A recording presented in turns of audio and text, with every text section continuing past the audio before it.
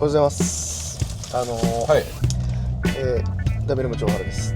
おそして、先輩のシカゴ実業の山本プロ野球です。山本プロ野球さんと、はい。実は今、びっくりすると思うんですけど、栃木に向かっています。これがなんでかっていう朝何時ですか今？朝、7時半ぐらいですね。はい。6時半に、家を出ましてね、七野くんが迎え来てくれて、これがなんでかって言いますと、以前ね、X で幸福の科学学園のエミール君のホームランを見て、ちょっととんでもないのがいるぞっていうので、そうよな。それ家でね、同居人なんですけど、盛り上がって、でこれちょっと23日に幸福の科学学園が作新とやるぞっていうことで、ちょっと弾丸で見に行こうと思って今栃木に向かってます。すごい、作新見れんのも普通にシンプルにそれも嬉しいんですけどね。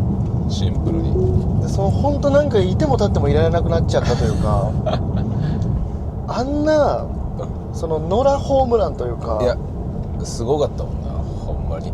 あんなこう開きホームラン、こう左足開きホームランみたいなのはあれ見たことないというか、いわき以来というかねいわき以来のドカベンのドカベンのいわき以来で悪球打ちやったな。顔面付近みたいな。いやそうなんか巻き込んでいってたよな、あれ。こうっていうのとかすごかったな。すごいからちょっと、これはもう野球ファンとしてはちょっとね、そうね、さすがに見に行かないといけないっていう使命感みたいなものに駆られてね。見に行けるだけいいよな。そう、北海道とかやったら無理やもんね。いや無理ですね。栃木なら本当に眠たい目をこすりゃいけるというのでね。すごいよ。だからプロ入る可能性も高いもんね。でも入ると思うんですよね。入ったらユニフォーム買っちゃうかもな、どこ行っても。買っちゃうな。これ今日見に行ったっていうでもうそれでね、愛着がもう違うから。巨人が熱望すると思うんで、多分そのうち大砲ね。大砲でちょっとちゃんと正式名称をちゃんと言わないといけなかったかもしれないわ。正式名称ってその建物とかの名前ちゃうねんか。エミール君、フルネームね。エミール君って言ったらエミール君頑張るっていう絵本が出てきちゃった。知らんエミール君頑張る。幸福。エミール君がちゃんとどういう人か言ったもんや。このエミール君っていうのは、本当はシンプルにすごい人だと思ってたら、なんと中日のドミンゴの息子だということが判明して、元グスマンね。元グスマングスマンからドミンゴに改名したんや。どっかじゃあ横浜にいた時がグスマンで中日行った時にドミンゴになって、一体何やと思ったら、ドミンゴグスマンやってだから西岡剛が剛にしてたみたいな。それと同じパターン。そうドミンゴ、俺新しい人やと思ったらもう。いやそうですよね、顔一緒なのに。グスマンや河合進がユータみたいなこと。ユータはちゃう、全然違う。ユータ何にも関係ないとこからユータが急に現れてるから。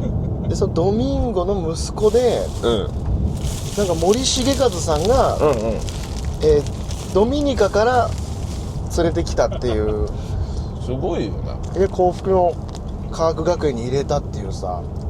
そんなもう野球ってそんなことまでやってんねんな。いやすごいっすね。だその箱根駅伝とかはあるじゃないですか、ケニアから連れてくるみたいな、ラグビーとかな。とうとう野球でもそれしだしたんかっていう。でもいいかもな、日本の絶対環境ってええもんな。いや絶対いいっすよね、ドミニカ。ドミニカよりは。ドミニカにカープアカデミーみたいなのありませんでしたっけ？あるある。そこまだあるのかな、カープアカデミー。誰やったっけ？ソリアーノ。これなんだ。それこそあれやんな、メルセデスとかがカープアカデミー出身とかで。じゃなかった？あ、そうでしたっけ？確か。じゃあ輩出してるのはじゃあ結構実は結構おるはず。当時カープの外国人選手は割と良かったもんな。エミール・セラーノ・プレンサでした。友達はどれで呼んでるんかな？プレとか呼んでんのかプレエミール・セラーノ・プレンサ、どれでも呼べるな。セラーノでもいいもんな。セラーノでもいいし、であとキャッチャーが、そうや。キャッチャーもドミニカなんですよね。うんうん。留学生のね。何やった？キャッチャーがユニオール・エルイン・ヌニエス・ジャケスですね。ジャケスか。4つありますね4ブロックどれカトゥーンみたいな。カトカトゥーンみたいになりそうじゃない？頭文字 UENG っていうので、だからこれがちょっと気になりすぎて、うん。そうやね。さすがに行こうってなって。ホームラン見たいな。だって高校野球最近見てます？その生で。俺全然見たことないよ。まあほぼないですよね。うん。まあ昔でも甲子園別になんていう近所やったから家から。どんぐらいだったんですか？でも実家からでもまあ1時間はかからんぐらい。3、あ、 40分。めっちゃいいなそれ。阪神以外にも普通に高校野球も見に行ってたってことですよね、甲子園。で親父に連れてってもらってた記憶はあるな。あ、そうなんだ。それめっちゃ羨ましいな。俺甲子園で高校野球見たことないんですよね。あ、そうなんや。めっちゃ見たくて、この前その母校の試合山梨で見に行ったんですけど、山梨学院対甲府東高校で、まあで負けて8時半プレイボールで9時半に負けたんですよ。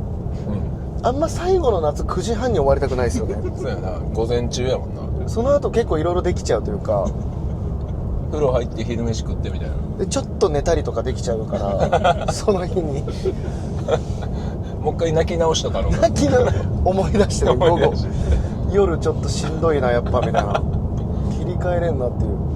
確か朝泣いて終わるん嫌やな。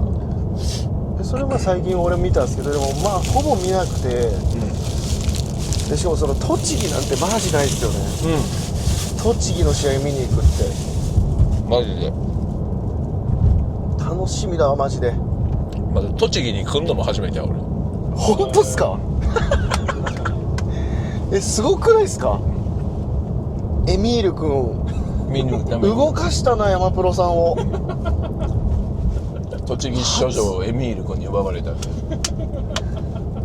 俺はマジで15年前にスーパーフライのライブ見に来た以来ですね、栃木。スーパーフライがライブするようなとこがあんねん。ありますよ。なんかわざわざなんか大学の友もしか達としてエイジックスタジアム？エイジックスタジアムでやんないですよ、その今日と同じあれここもしかしてあれとか言ってスーパーフライやってたとこじゃんとかなんです。エイジェックスタジアムに今向かってます。結構あれなんだ、綺麗なとこなんかな。エイジェックがエイジェックってことですか？エイジェックスってわけじゃないか。そのエイベックスみたいなそのエイジェックススタジアムをちょっとキュッとしたとかそういうわけじゃないのか。巣が重なってるかってこはい、エイジェックっていう会社の。と？エイジェック。あとどんぐらい？あと56分ぐらい。結構。あ、でもやばいじゃん、ちょっと到着ギリギリになってるじゃん先行どっち？いやまだじゃんけんしてないだろ。じゃんけんで決めんのあれ。じゃんけんだよ。あ、そう？じゃんけんですよね、さすがに。そうなん。俺高校野球やってんもん。でもそのホームチームとかないじゃん別に。確かにね。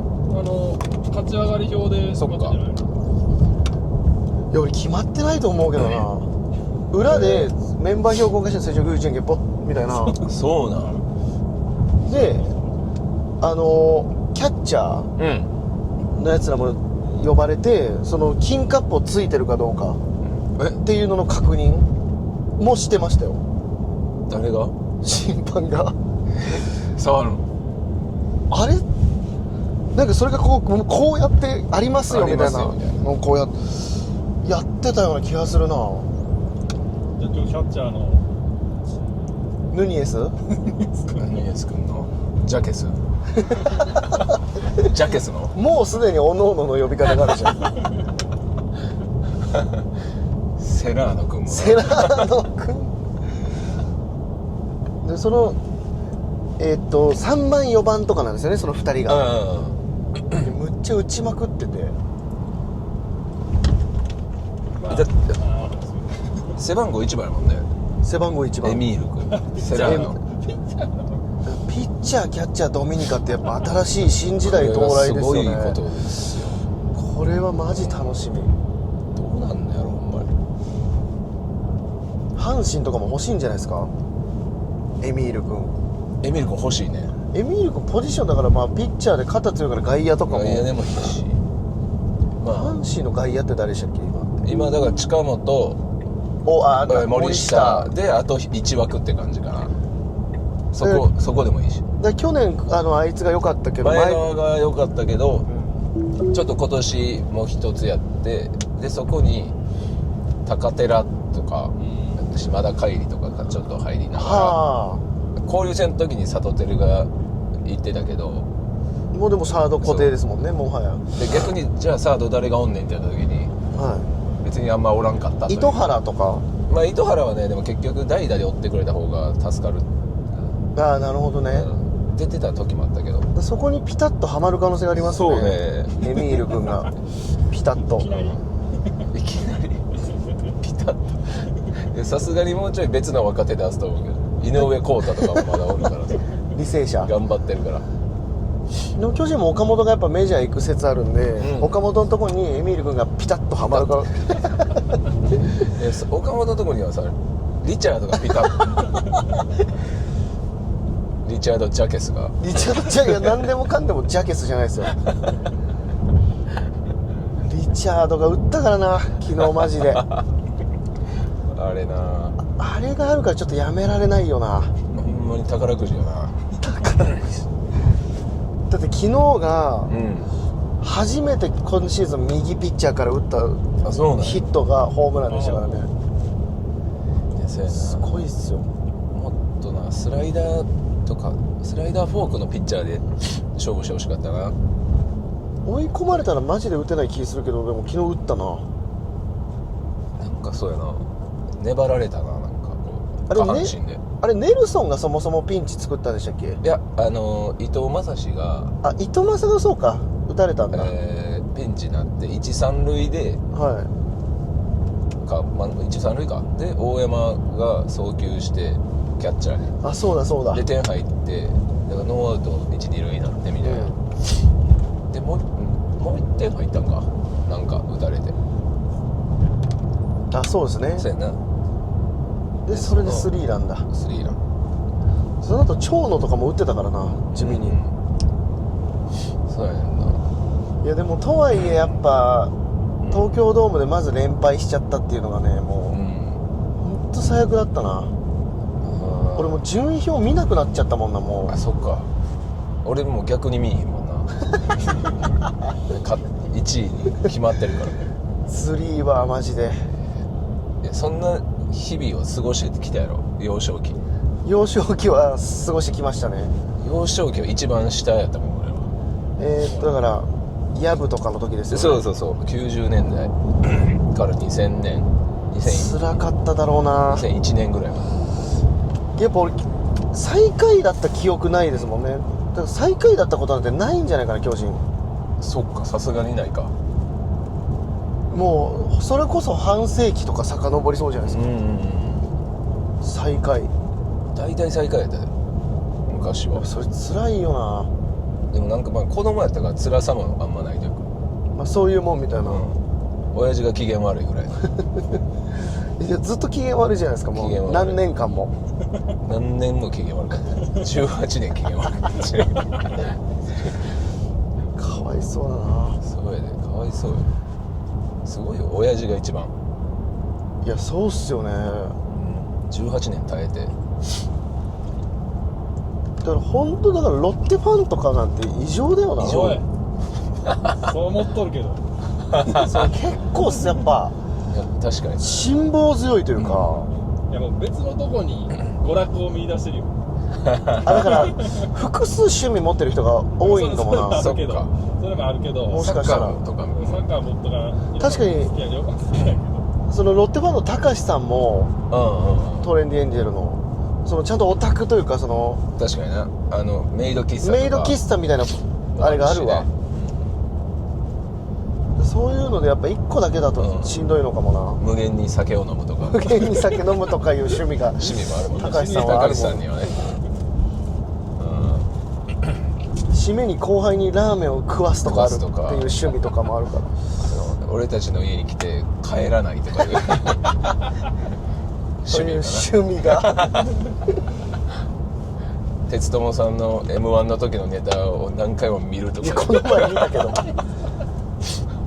あったけどね一番最後のとこねあれねたまちゃんが最後まで姿を現さなかったのなんでだろうのとこを何回も巻き戻して見るみたいな。あったなマジで10回ぐらいは見たよなあれ本当早く書いてほしかったですねあれさすがに大原ちょっと怒ってたもんねちゃんと怒ってそたよろそろどうすかとか言ってあんま先輩に言わんけど、そろそろどうですか、ね、顔がマジで怒りの大原やったもんあれ長かったよめっちゃあれ長かったなまあ、初瀬さんとかもなロッテファンでそうあと20世紀の木本なあそう木本そうと木してたわ本もロッテ木本はやっぱ関西で大阪の時にロッテファンっていうのでいじめてたなやめてください大阪ででも大阪にロッテファンおるさとか言ってどういう経緯で好きだったんだろうなあいつどうなったよなあいつ山口であそうか出身が山口かなんかそうか聞いた記憶あんねんななんかそう言ってたななんかそうやねん聞いたことあるはずやねん誰かが山口出身でみたいなことだったっけなでもそんなんいないかいやだからそれこそ初めて見た試合じゃないのあでもまあそそのれかもねパターンかやっぱ結局あるよなでもそのパターンでロッテはなんかめっちゃ人を獲得してる、だ確かにね、その人がめっちゃ大半なんだろうな昔はだってまあ結構おったもんね選手小坂とか、いい選手確かにな初芝堀初芝、ボーリックねボーリックベニーベニー・フランコベニーベニーってハワイなんだよねそうハワイかハワイ出身の野球選手ってすごいよなすごいなそんなんいんねんな俺初めて野球見に行ったのが西武ドームでだったんですけど、それがイチロー対松坂がその3者連続三振した時あったじゃないですか。それで自信が確信変わりましたってあったその次の対戦の時だったんですよ。でその次の対戦でイチローが猛打賞とか打ったんですよ松坂に対して。でうわやべえイチローやべえみたいな小学校の時にで三塁打打ってうわーみたいなすげえと思ってイチローの方パッて見てたらそのイチローのこのまっすぐの直線の真ん中ぐらいですね、前の席に林家ペーパーコーいたんですよ。だからそのイチローすげえと思ったら林家ペーパーもいるみたいなっていうその謎エピソードが謎やな西武ドーム林家ペーパーいるじゃんみたいなちょっと嬉しかったんだよ林家ペーパー野球好きなんやなな。なんかイチローのことめっちゃ好きらしいです。なんか野球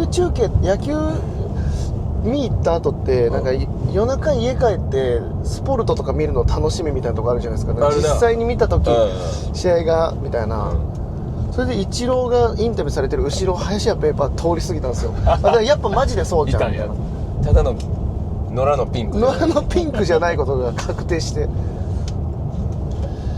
いやイチローの時普通にだから俺神戸やからそっかその全然見に行けたのにはい一回も見てない阪神ファンやったからいやだとしてもイチローは見たくないですか。そうだから小学校の時とかはそのロリックスの試合のタダ券みたいなのあ配ってくれてて、そうか頑張ろう神戸で。そう頑張ろう神戸、そっかちょうど結構だってそう頑張ろう神戸の時もうが幼稚園でじゃあ小1ぐらいかなおそらくあ95年です95年そんな配ったりしてたんだな。配ってた、ガンガン配ったよ。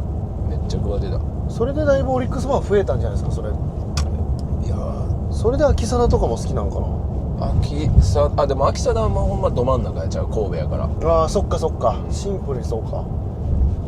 そうやねんな。でもやっぱ兵庫県は阪神がやっぱ強い、関西は。まあさすがにな。まあな俺あと神宮に野球見に行った時に、俺マジで奇跡的にボール2個キャッチしたんですよね。すごいすごくないですか。すごいな。 2個ってなくないですか。ないな。あの来たことないな俺。一塁側で見てて、ちょっとまあ外野寄りので稲葉と誰かがキャッチボールしてだその控え選手がこう投げてくれたやつをまず取ったんですよ。よっしゃーみたいなって言ってて、で結構ヤクルトが大量リードで、でその時にまた大量リードの中でこうラミレスがホームラン打って追加点取ってレフトに、そしてその中日ファンが怒ってラミレスのホームランボール投げたんですよグラウンドに。そしたらそれをね誰かが拾ってそれを一塁側に投げたやつまたそれキャッチしたんですよ。すごっ。さすがに隣のおばちゃんがキレてましたね。そのお前2つはやめとけよみたいな。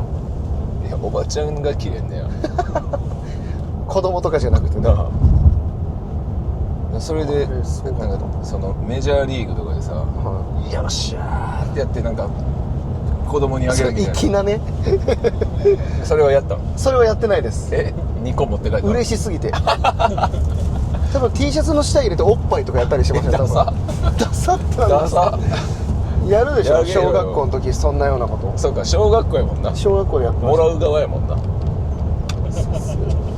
でもなんかそういう甲子園とか親父と行ってた。はなんかこう合間にさいはこんな人が来てくるなんか親子ショーみたいなああキッズショーみたいなのとかありますよね。こうビール1年分プレゼントみたいな、いはでなんかほんまにカメラみたいなのがこうバーって来てて、いは俺もあれすげえ俺かもいいやわかるわ。これかもで緊張だけして何もないっていうのがずっとめやったな。っちゃわかるなそれ。俺かって言ってそれわかるわ。あれっ一生懸命てその事前に言ってんじゃないですか。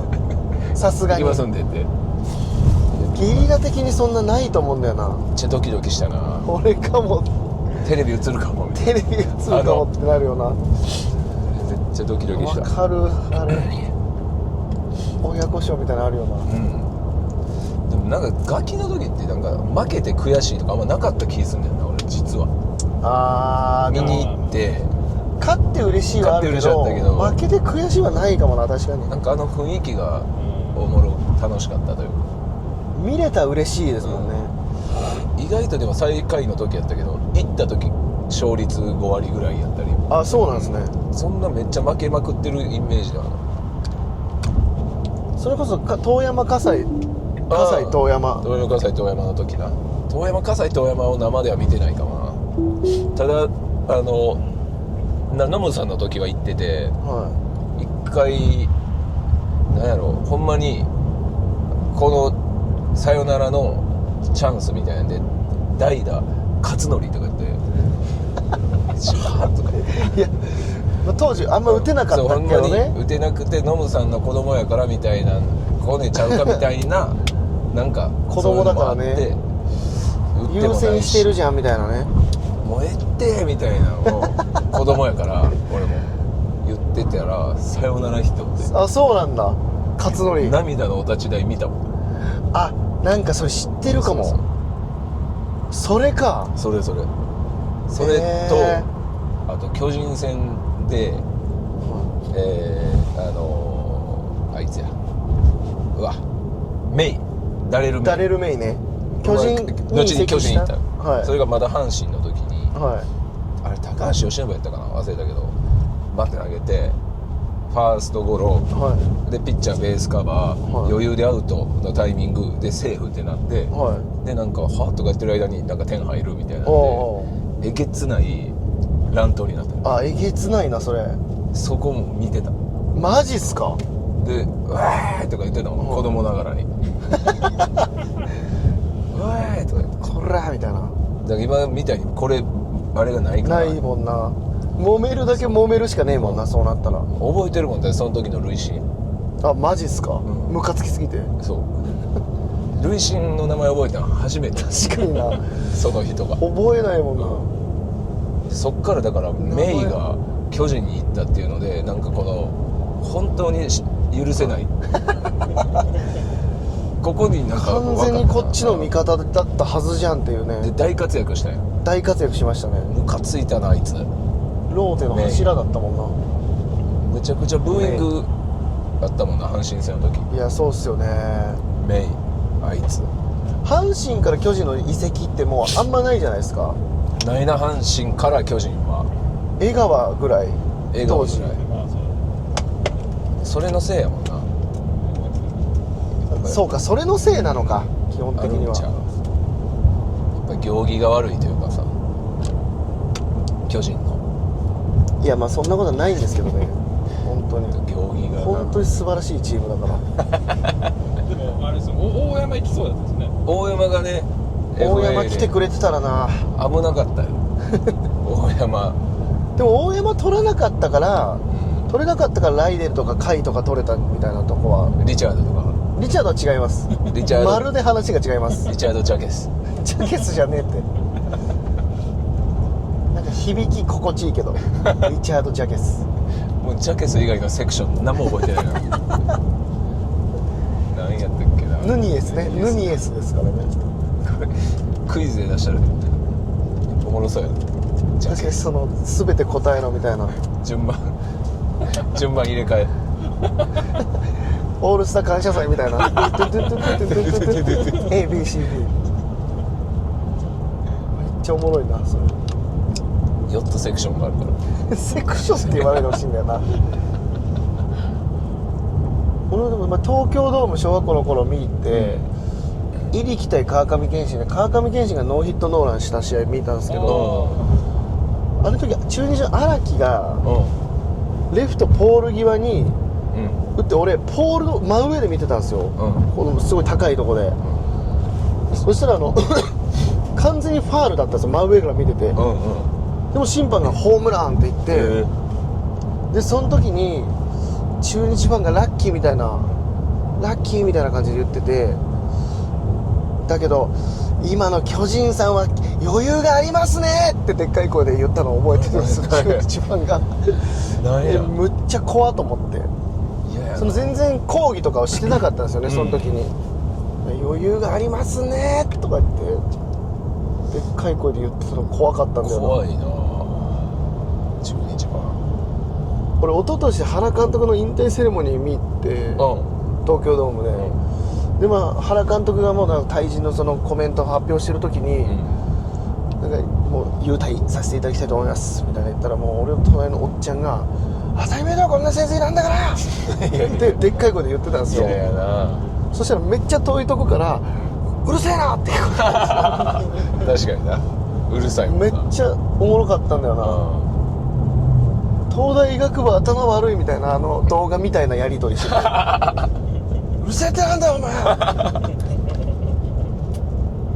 過激なんだよな、基本的に。もう野球ファンはやっぱもうその時の熱量だからな。一回キムさんがちょんまげラーメンのね、ちょんまげラーメンちょんまげラーメンキムさんがアメトークでなんか一回炎上したことあったらしくて、あ、そうなんや。なんかね田淵さんのことを好きすぎて、なんかその昴生さんとバチバチみたいな喧嘩するみたいな時にすごい炎上したらしいんですよ。なんかでいろいろ言ってくるやつのアイコン見たらほとんど野球ファンだったらしいですよおもろ。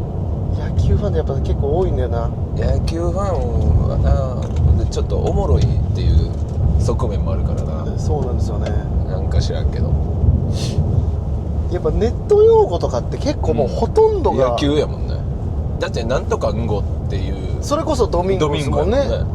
んごとかY とかも蒙古弁っていうのがネットで何 J で流行ってたから、あ、そういうことか。勝ったでとか言って Y Y っていうネッあとトだけで言う2期もそうですもんね。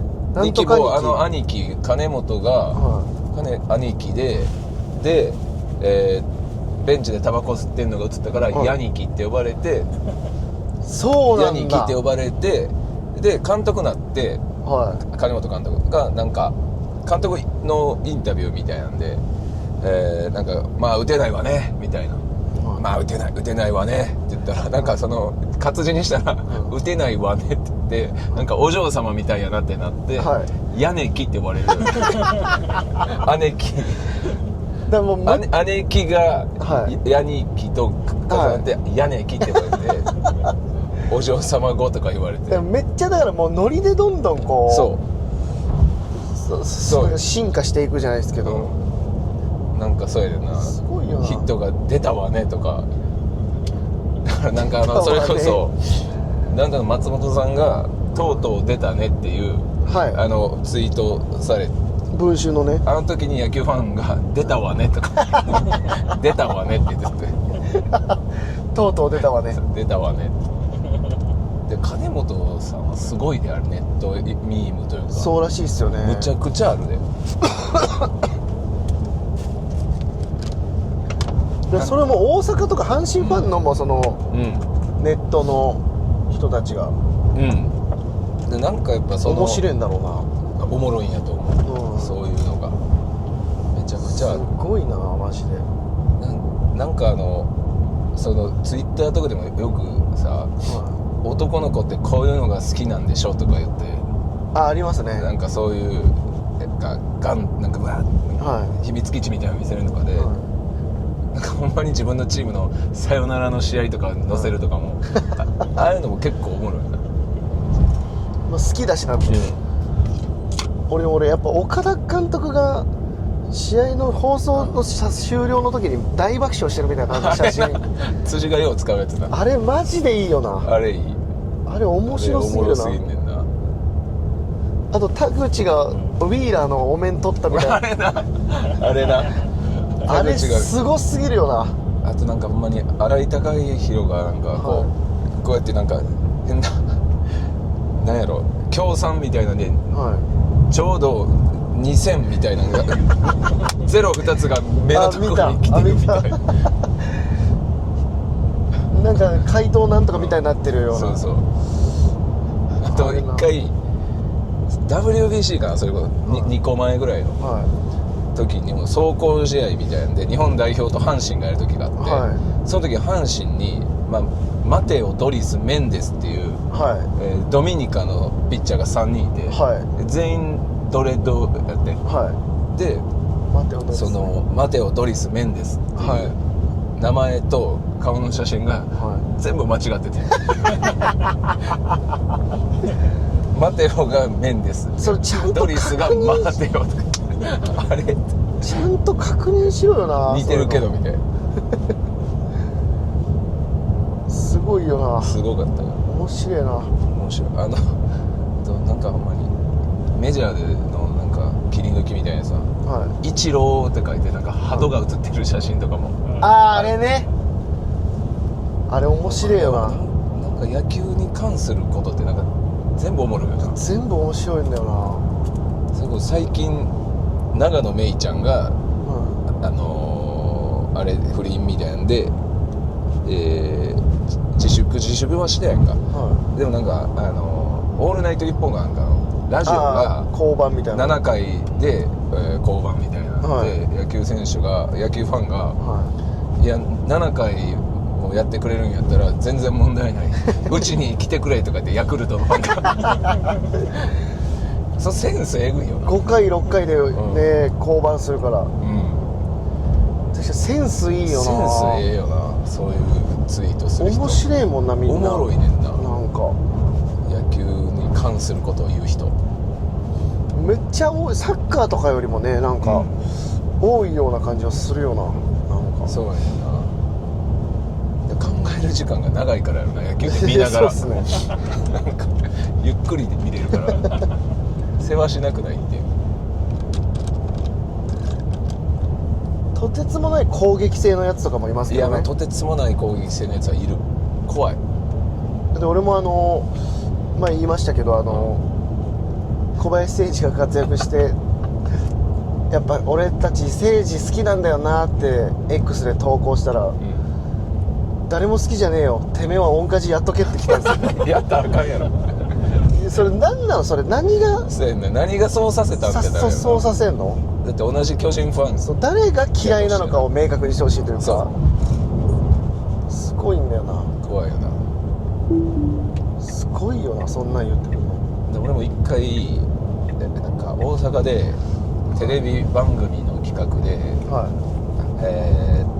トラバンっていうのがあっていはあれトラバンやったかななんか阪神いトラバンタイガースチャンネルの阪神タイガース大好き芸人みたいな、はいナンバーワンを決めるみたいなあのがあってまあなんか最初はショールームかなんかで、まあ、一定の数行くみたいな、はでそれもまあ定員割れしてたから全然やりゃ出れる、はいはいはいで2回目は舞台上で檜山進次郎おに選んでもらうみたいなはで決勝、はいで決勝はなんか筆記やってでなんか愛い筆記やるんだ筆記やってでまあなんか俺と NMB の川上千尋ちゃんっていう阪神が1位になった、あ両方ですみたいな川上千尋ちゃんもすごいですねそう考えたらでどっちかがはこのまま甲子園球場の、解説席に座りますっていマジかでじゃあじゃんけんで決めましょうって言ってじゃんけんで俺勝ってよ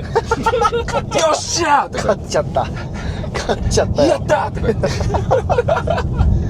最悪まあまあ知ったこっちゃない知と思うねってこっちゃねどうせ行くしこっちは川上千尋ちゃんはねそうですよねどうせ俺はこれが最後かもしれないで浜中治さんの横座ってですっご行った時はなんかここで満塁で糸井がこれ打ったらみたいなはで凡退かってなって俺が行ってから5点ぐらい取られてボロボロに負けてやばいやばいやばいでそのテレビ中継ではそのトラワングランプリみたいな、はいじゃあ阪神大好き芸人みたいなのはいなんか定期的に打つんねんはでイライラしてるから阪神は「なんやねんこいつら」とか言ってこんなさ売れてへん芸人出すなよいそれにぶつけてくんだよなこいつ誰やねんかわいそうだって俺さ阪神好きとか言ってるだけやのに誰なんじゃこいつめとか言われっちゃ好きなだけなんだけどな一緒やのにお前とかわいそう辛かったな勝ってたら別に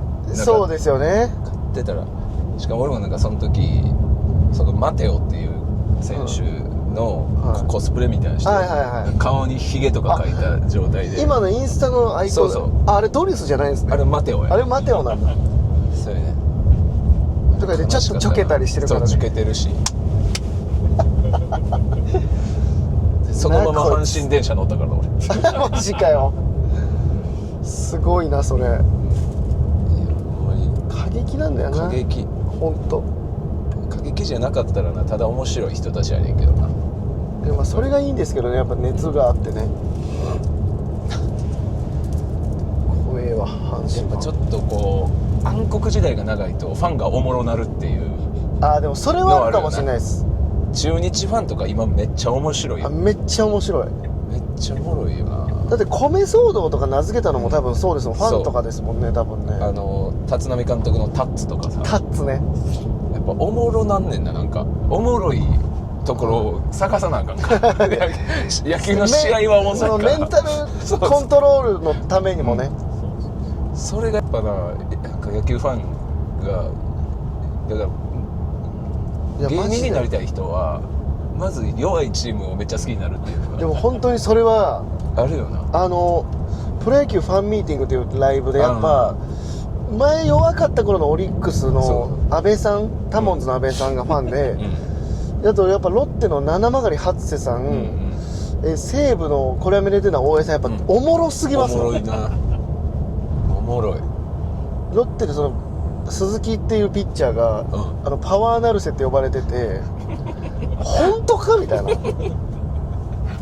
なるんですねあと小川流星っていうやつがビッグ小坂って呼ばれてますからね本当に絶対4番やろ誰もいやおもろいねんなマジで。これでもめっちゃおもろかったのがヤクルトファンの物言いのうん吉田サラダさんが、うん伊藤智人さんとう一緒にご飯行った時があるって言って、んでその時のメンバーがその吉田サラダさんと、ですよさん、郷皆川さん、伊藤智人さんだったらしいんですよ。で何それこの4人でちょっと女の子がいるようなお店行って、なんかそしたら女の子にギャグやってくださいよって振られたらしくて、で「あーい」と今てんってやって「うんちょこちょこちょこピー」ってやってジョニー・デップです違うかって言った後に伊藤智人さんが「高速スライダー」って言ったギャグやと思ってる。ギャグみたいにすごっ、ノリが良すぎたみたいな。すげえな。これちょっと面白すぎてむっちゃええ人やん。めっちゃいいめっですちゃ好きになったな。ギャグ高速スライダーすごっ。自分のやっぱ代名詞をこう言っていく時間みたいな。だって GG 佐藤さんもこう野球やるってやったら必ずエラーするらしいからわざと。いやすごいよな。すごいよ。やっぱ面白いよな。やっぱ野球にまつわる人って。あれそうですよ。あれ北京オリンピックで2回やったんですよね。2回ね。そっからイタリア野球リーグセリエ A に行きましたからね。セリエ A にセリエ A にで帰ってきたらおしゃれになってた。おしゃれになってた。イタリアをちゃんと吸収して帰ってきて、たくましいよな。すごいよな。面白いんだよな。面白い野球選手みんな。面白い。真中さんとかめっちゃ面白いですもんね。そっか、たまに飲みに行ってるたまになんかね、一箇所最近もらってて。やっぱ高山をドラフトで引いてそうそうそう。交渉権獲得したのにガッツポーズするっていうのはやっぱ未だにやっぱ言われるらしいですもんね。あれのせいでなんか NPB なんとかみたいなハンコを押さなくなってそうそうそうそうそれが大当たりっぽいからね、ハンコが。あれがいやでも高山もヤクルトの方が良かったかもな。六大学でね。でまあ今でもあれにオイシックスオイシックスにいや工夫かな。工夫かオイシックスオイシックスうんオイシックスか。でなん陽か大館とかね。むっちゃ打率いいけど OPS 低すぎるっていうそうなんだ。単打ばっかなんだ。でファースト守ってるっていうなんか謎の。でお前 G タウン行ってオイシックスの試合見て高山だったら本当に阪神の高山のユニフォーム着てる人とか、あーもうずっと昔からの多分なんかすごいよな大ファンみたいな人いましたけどね。そういうの。すごくないですか。だってその G タウンに見に来るって確かにすごいですよね。それで本当ガチファンというか。まあでも新人王取ってるからな。いやそうっすよね。そうだって鳥谷が天才みたいに言ってましたもんね。なんかそれこそ高山も天才すぎてなんか悪球を打っちゃうみたいな。ああワンバンのやつとかね。もう宇都宮おおすごいおもちゃの街っていう駅ある。すごっ。そう。ここでタカラトミーがおもちゃ作る。バンダイとか。バンダイがお茶の街。シャトレーゼとかあるのですけど。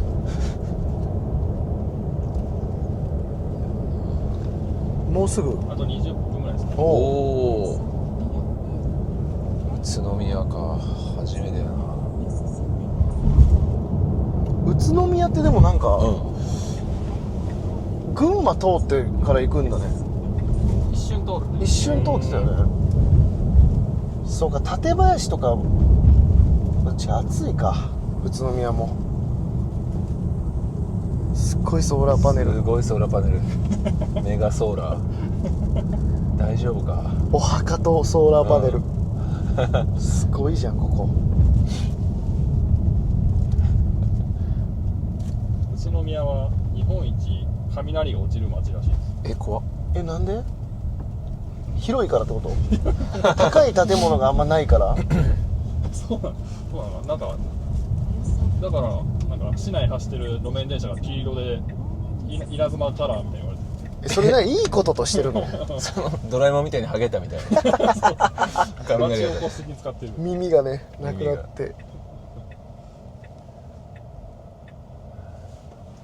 都宮でも意外に早いな。確かにだってインター言うてやな。じゃんけんじゃんけんが愛子が続きすぎたら試合が始まらないみたいな。あ、田中裕太郎ですね。あ、首相の、ね、幸福の科学からだ。お先行だ。あ、メンバー出た？ジャケス。1番福田健太、2番浜崎レイ、うん、3番キャッチャーユニオール・エルイ・ヌニエス・ジャケス、ヌニエス・ジャケス、4番センターエミール・セラノ・プレンサ。おお来ましたね。ガチガチのメンバーですね。これはセラーノ君で5番ピッチャー田中裕太郎です。で控えの右にリカルド・アルトゥロ・ナニータ・ペレスがいますね。ボクサーね。プロボクサーナニータってアニータみたいにチリ人あれアニータって何しました？何したんでしたっけあれって。アニータはなんかあれちゃう、旦那の金なんか横領とか言ったっけな。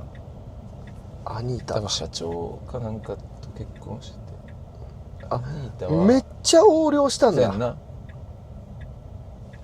でこういうの覚えてる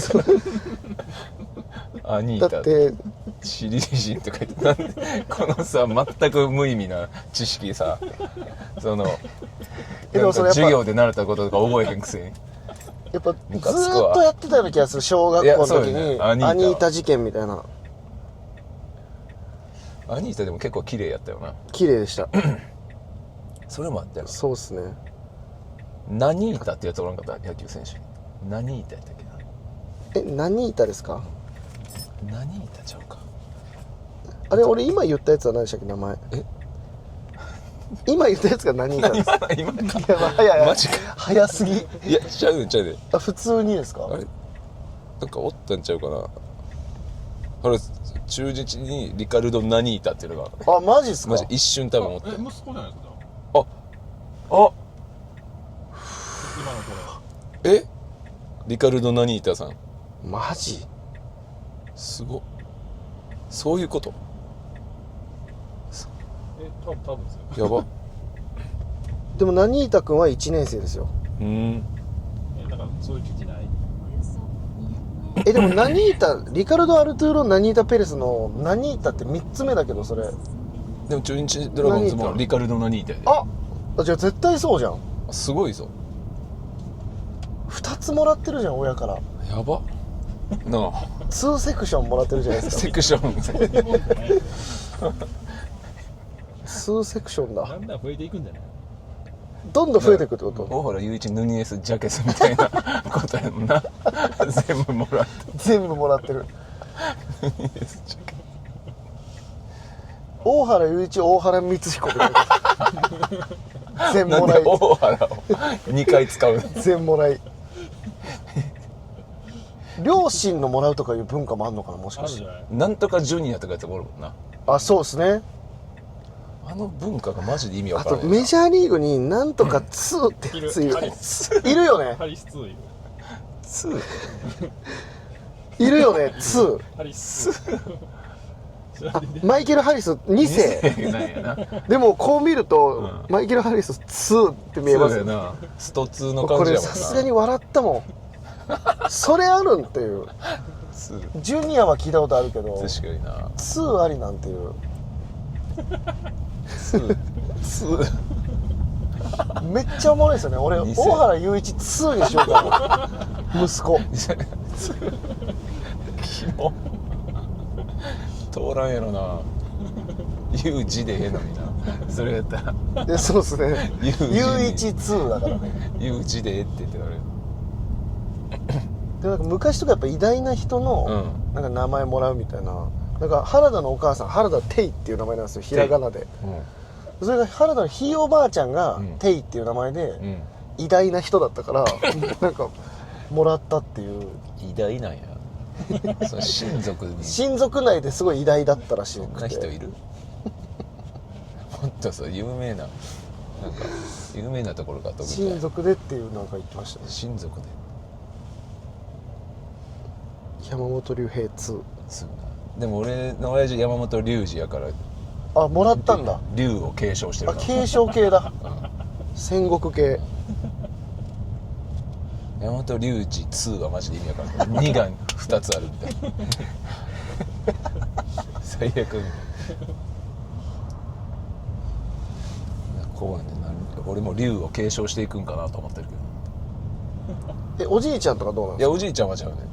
か。あ、違うんだ。うちの親父から龍が継承されていってるから。あ、そうなんだ。で多分親父は辰年やから龍やと思うねんな。はい、あ、そうなんだ。で俺その安直な人いるよな、たまに。親父辰年で次男やね。龍二だ。龍二やろ。安直だな。安直。ほんまに1秒で考えたと思う。辰年の次男、龍二だな、お前。親父の兄ちゃんは圭介や。でも多分それは考えられてそうな気がする。雑になってくるのかな、だんだん。名前どうしようかってなって。でもなんかその、あんまり、全く新しいやつとかにしたいですか？子供生まれたら。いや俺別にほんまに高しとかでええけどなと思う。極論。でもなんか、まあいないよな、でも今最近ってもう俺らの時で言うキラキラネームぐらいにしとかんと逆に浮くらしい。やすこみたいなんて。いや、安子にはしないでしょ、絶対に。だから多分カノンとかの方が浮かへんて。ああ、なるほどね。俺のだって兄ちゃんの子供もかなたとかよ。あかなたくん、みなとくんか。みなあ、とくん港ねと。か、あと何やったっけな、はかなちゃんとか。ああ、はいはいはなんかそんな名前ばっかりで。い。なんか、ハルトとかめっちゃ多くないですか？ハルト多そう。ハルトはでもちょうどいいよな。なんかちょうどいい感じする。なんか、かっこいいし。ハルキとか。ハルキね。はるかのな。でも井上春人、あれ春人っていうものはわけがわからない。名前にあったかいが入ってるそうから。やねんな。それ温水さんのさ養子入ったらぬくみず、ハハルルト。トみたいな。音が2個すっごくあったかい。すっごくすっごくあったかい可能性が。オンみたいな。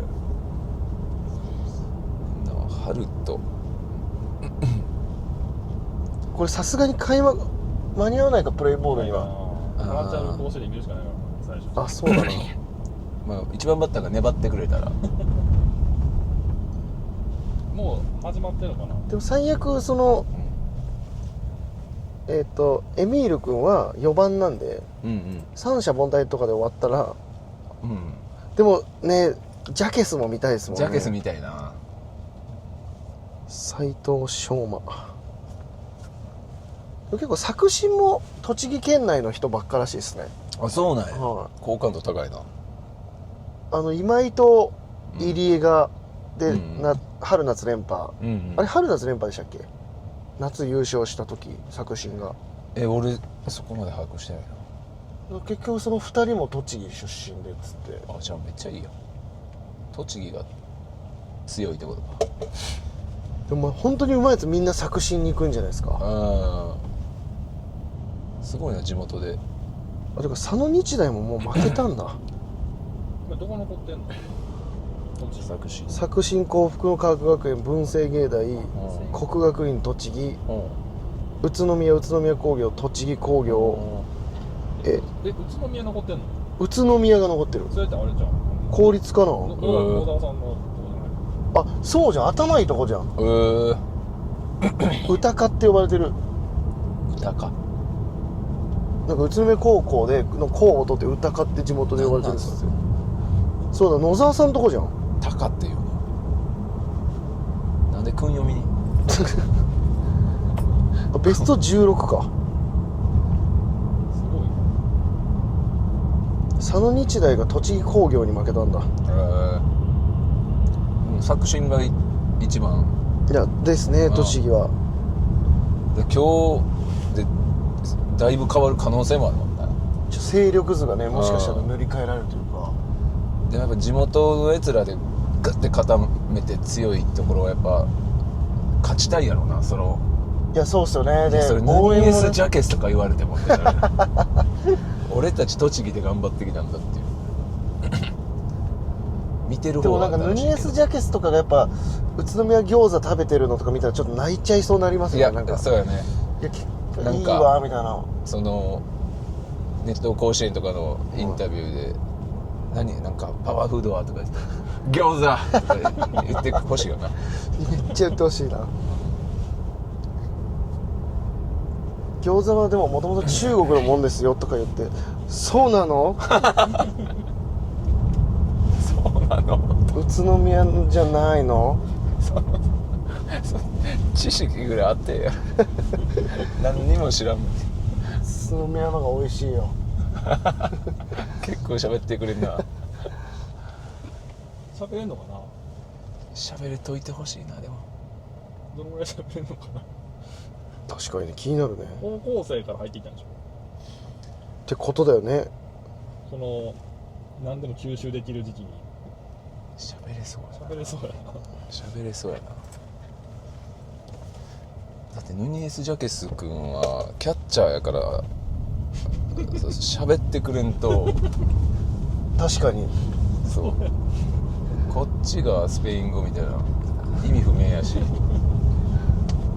確かにな。通訳って入れれないんかな。無理か。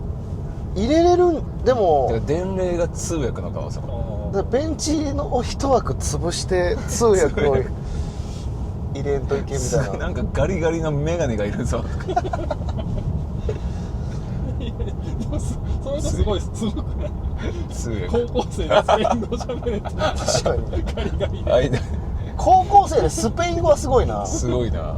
マジでそこいかんもんな。意味不明やもんな。まず英語じゃないみたいな。英語のテストとかあるのにいやスペイン語で僕はバーチャル甲子園試合開始とともにしか始まんないじゃん。そういきなりあれいきなり終わるよな。マジあれいきなり終わる。勝った余韻なし放送終了しましたみたいな。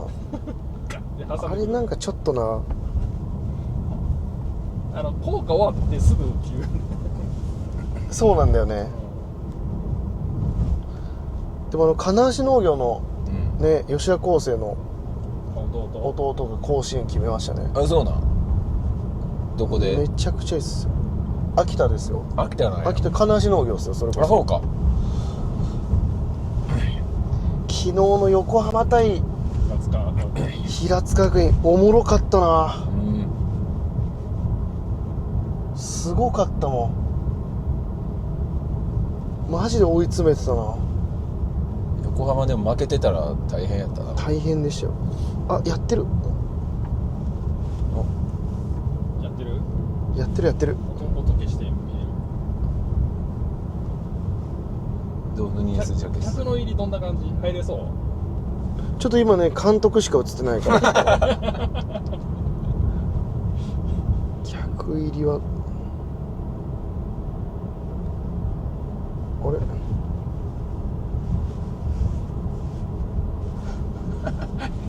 か振ったりしちゃうよな横向きできないと。固定してるんじゃない。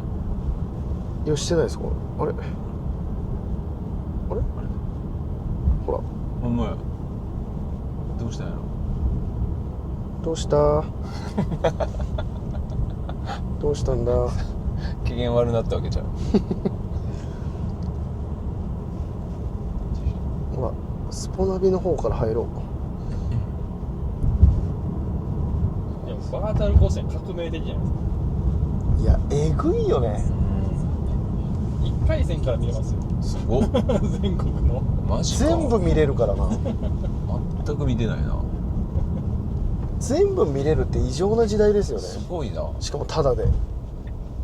なんかでもそのせいでなんかちょっと審判が批判とかされてかわいそうってあーでも確かにな全国のね。うん、あれかわいそう。何この異様にでかい建物。あブックハあード大丈夫だめっちゃ空いてる。あいける。めっちゃ空いてる。ちょっともう全然余裕。あでもうん日陰になってるとこはパンパン。ああそういうことか。きついな。きついぞ。かっこいいな作詞。作詞。うん。花巻東の古木の息子がすごいらしいですね。あ、そ古木。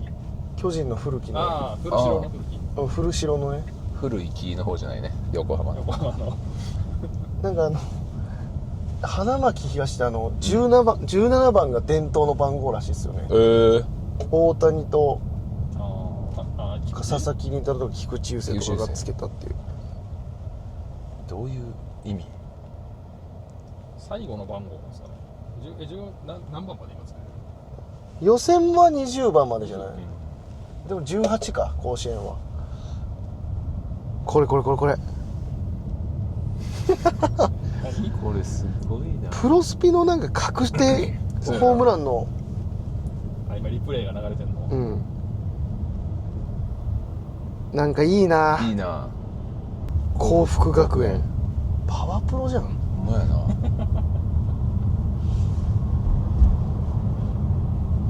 効果とか野球のことしか言ってない。いやそんなことないでしょそれパワプロね。白球多いみたいな。可愛いな場内アナウンス。作詞全員栃木じゃなかったです。埼玉とかいたわ。すいません。やばいぞ。やばいぞでも結構県内多いっす。じゃあそろそろ締めます一旦。一旦じゃあ、ありがとうございます。もう着きましたんで、試合の、結果の後どうなったかみたいなのは僕たちがやってる、ルームシェアのチャンネルスリーキスというチャンネルをやってますので、そちらの方で感想の方とかは述べていきたいなと思います。感想ジャケス。